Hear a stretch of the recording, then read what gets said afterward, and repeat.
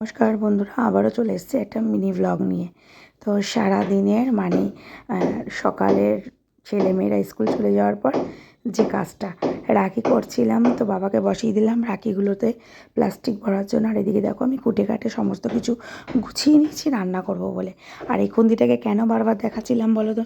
এই খুন্তিটা দিয়ে না আমার রান্না করতেই ভালো লাগে না। আমার রান্না করতে ভালো লাগে কিন্তু এই খুন্তিটা দিয়ে, চওড়া খুন্তিটা, যেটা আমি কিনে এনেছিলাম মেলার মাঠ থেকে।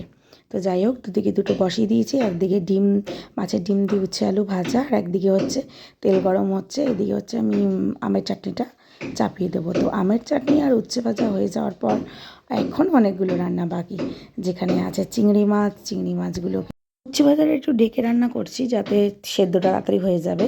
আর এদিকে দেখতে পারছো অনেকটা চিংড়ি মাছ, এটাও মাকে দিয়ে দেবো কাটা। চলো এরই মধ্যে কী কী রান্না হলো সেটা তোমাদের সাথে শেয়ার করে নিই। আর একটা কথা বলে রাখছি, আমার ওই ভয়েস মেসেজের মধ্যে ভয়েস রেকর্ডের মধ্যে কিন্তু কিছু আওয়াজ থাকতে পারে। সেটা হলো আমাদের ওপরে কাজ চলছে, ঘরের আমাদের ওপর তলাটায় চিপিংয়ের কাজ, তো সেই আওয়াজটা হতে পারে।